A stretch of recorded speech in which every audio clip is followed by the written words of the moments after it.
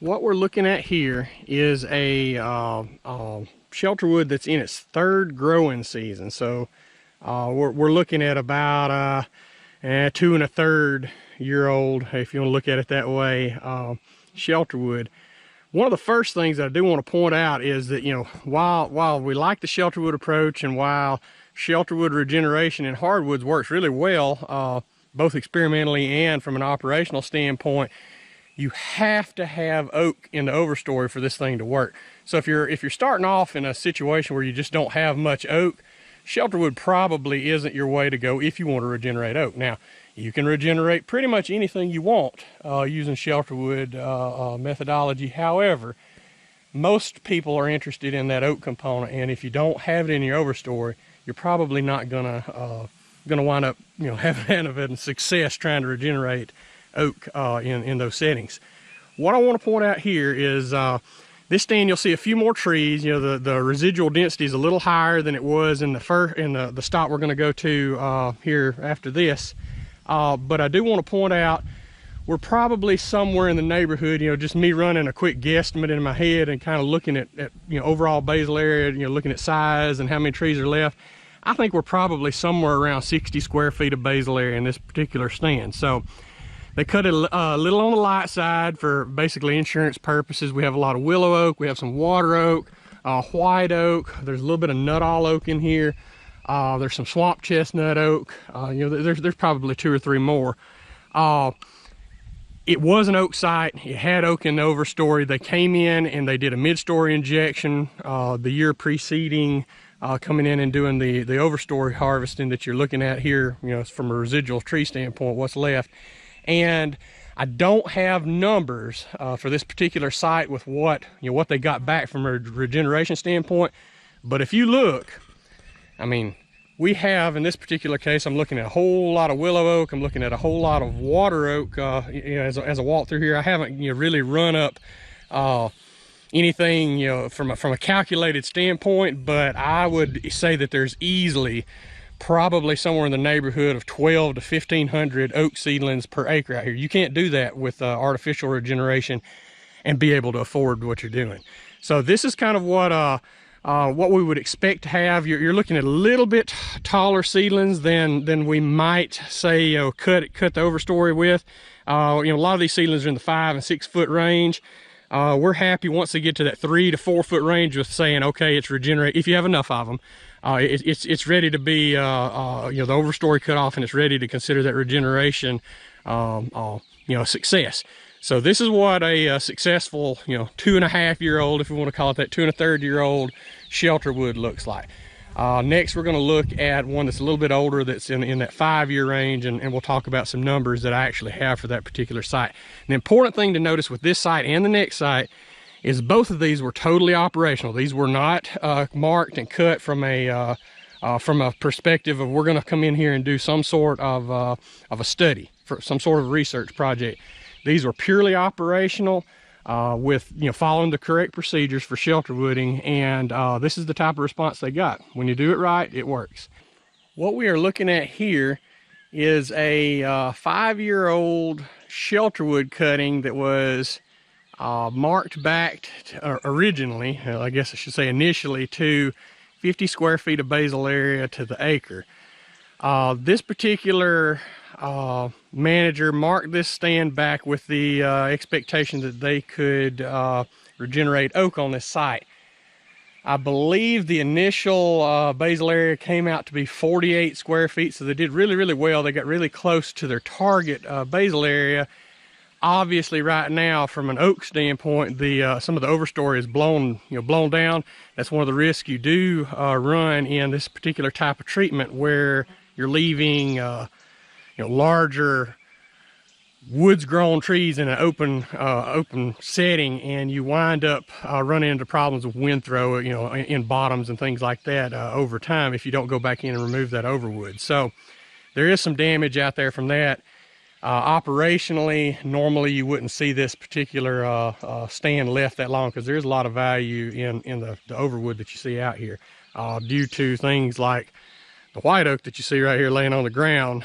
We try to not leave this type of thing out here very long. This particular stand They came in and did a mid-story injection 1 year prior to coming in doing the overstory removal and marking back, having marked it back to that 50 square feet, like I mentioned. As far as the regeneration success that this particular site had, I know looking out there right now, you can't really tell what we're looking at from a regeneration standpoint. I do have numbers. Initially, there were, I think, seems like the number in my head is 9 or 11 oak seedlings to the acre, right after the cut. Year 1, that bumped up some. Year 2 numbers have actually been published, and those particular numbers were about 3,000 red oak to the acre and about 2,000 white oak to the acre. So somewhere in the neighborhood of 5,000, 5,200 seedlings to the acre from oak, oak seedlings to the acre in this particular stand. This is what a Shelterwood looks like going down the road. Some of the other examples that you have are different ages, and of course the quote-unquote select thin, the traditional thinning that you'll see across a lot of the state. The purpose of this one, again, was to get regeneration on the ground of an appropriate nature.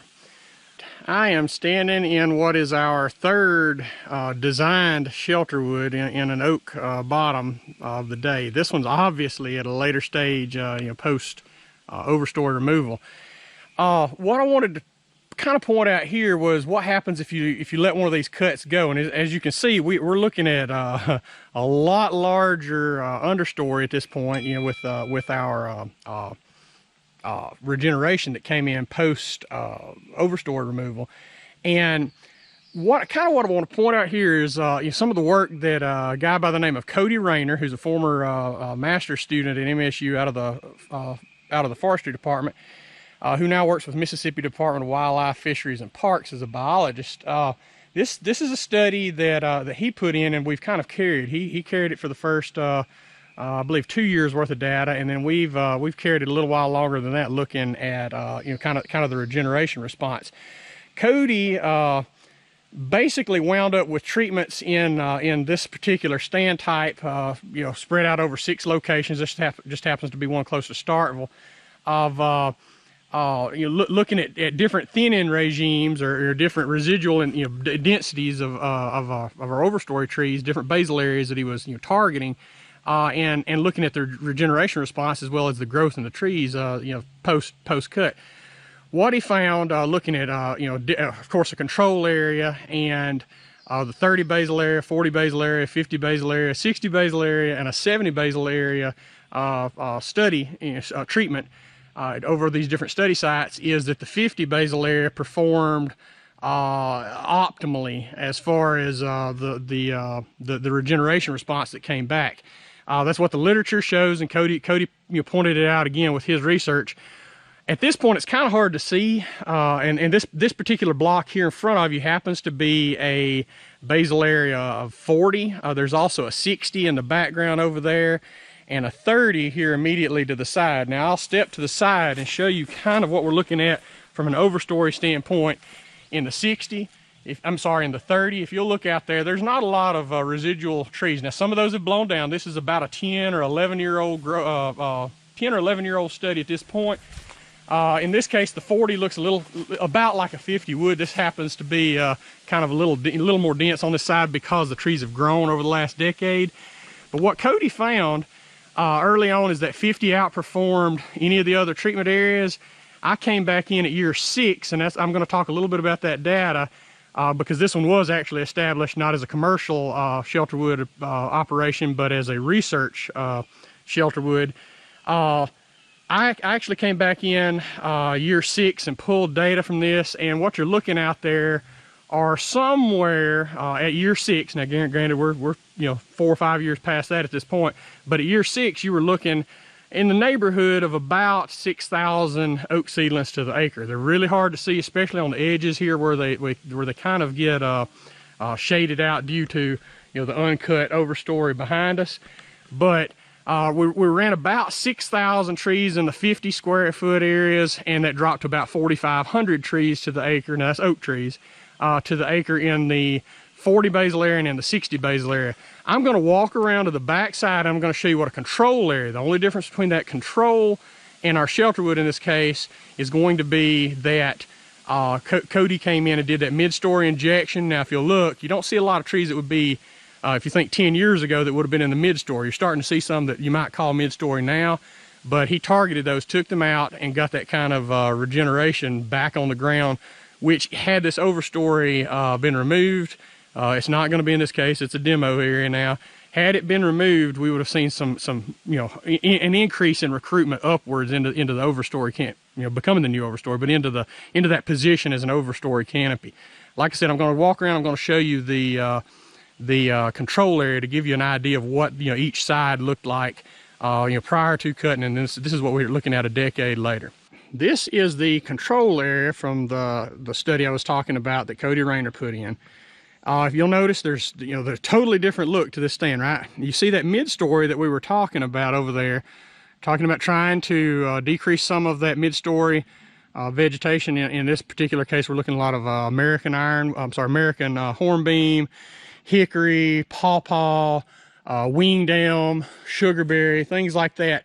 What we're trying to do is get that light level up to a point where we're able to regenerate that stand through that increase of light and removal of that overstory canopy. You get that light level up into that 50% availability range, and you see that flush of not only ground vegetation, but that flush of appropriate regeneration coming back in. That's the purpose of the whole treatment. Now, what you do see here, you do see some of those overstory trees. If you look right there, we're looking at a little willow oak. The thing is how many other willow oak do you see? There's not a lot in here, right?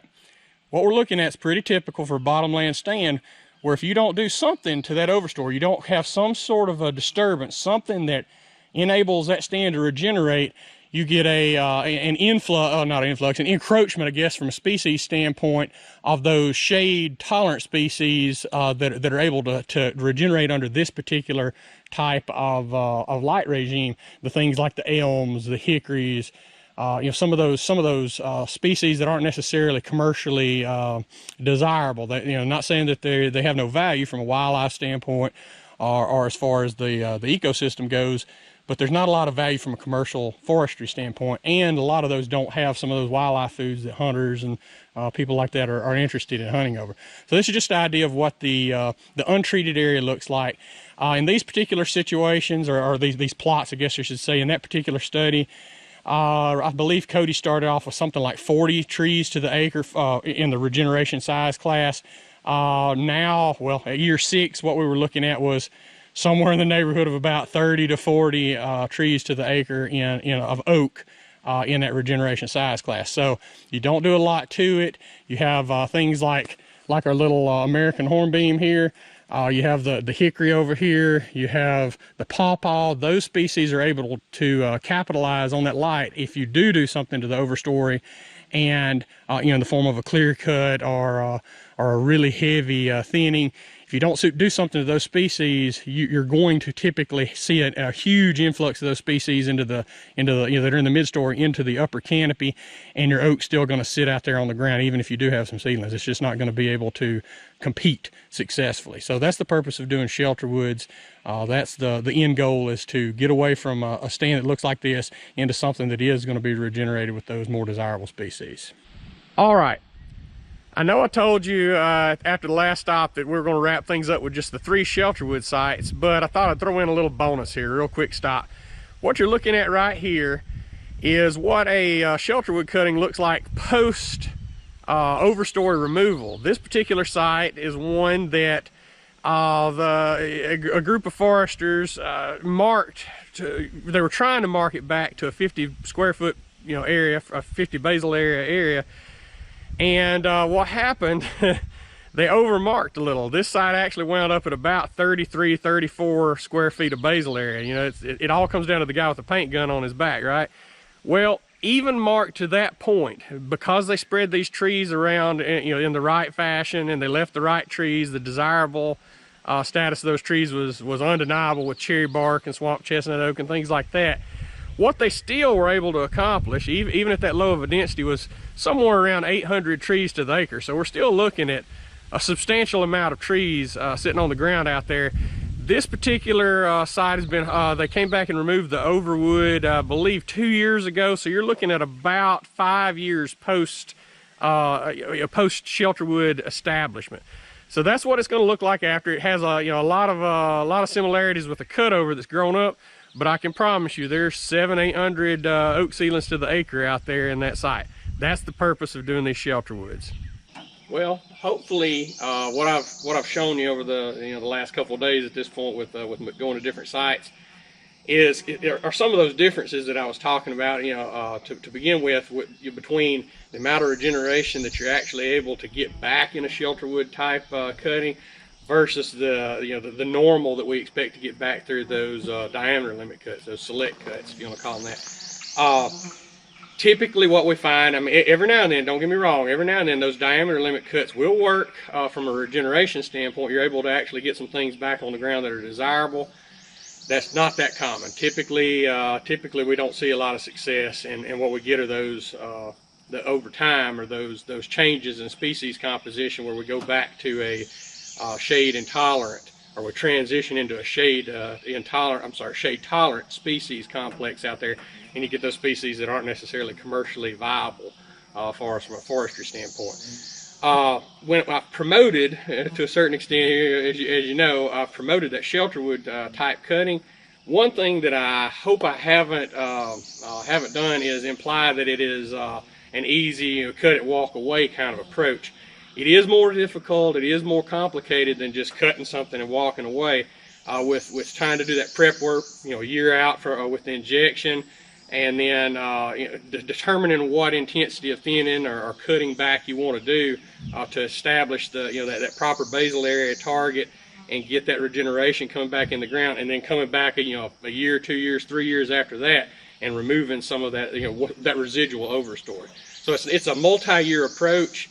It's not going to be as straightforward and easy to achieve. It's not rocket science. It can be done, but it's something that requires more involvement. Now, you'll hear, sometimes you'll hear foresters, and sometimes they're right, sometimes you'll hear foresters throw out that the practice is too expensive. We just can't do it. That's not necessarily true. There's a couple of things I want to point out, and then I'll wrap this thing up. One being, one of the arguments that you get out there is you don't leave enough wood on the ground to actually get a logger back.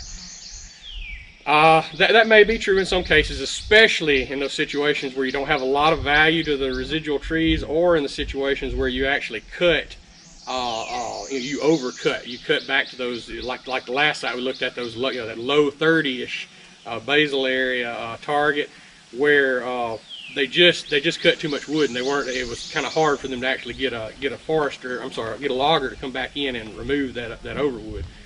That's true. That's a valid thing. At 50, 60 basal area residual, we hadn't seen that problem. A lot of times you're leaving some of the higher quality trees and their higher desirability class tree, because they're oaks. We don't have a problem getting somebody to come back in and get those usually. If you have a strong hardwood market, not an issue. We have that right now. We've had that for a few years now. It's not something that's going to go away very, very quickly. That's not really the issue. The other issue is it's just too expensive to do. I kind of disagree with that. And without getting into a long discussion there that we don't have time for, a lot of times that's just a hesitancy on the part of the forester, because they're unfamiliar with that type of work, or it's going to require an investment of time for them. Finally, I guess we're basically ready to wrap this thing up, and I want to point out that there are a lot of publications out there, both with MSU Extension as well as just other stuff that you can find on the web. If you go to the MSU Extension website, there are a series of publications dealing with hardwood management. Shelterwood cutting is going to be one of those that's out there. It's out there. You can find it online. And if it hasn't actually made online, because I just wrote it, if it hasn't made online, give it a day or two, a week or two maybe, and in theory it will be out there before long. You can always contact somebody in the forestry department there on campus, and they will also be able to help you, or you can contact me if you're interested in doing something like that with questions about Shelterwoods. You can contact me at brady.self@msstate.edu. one word, two S's, .edu. That's brady.self@msstate.edu. And hopefully we'll come back with another one of these instructional type videos before long. Thanks.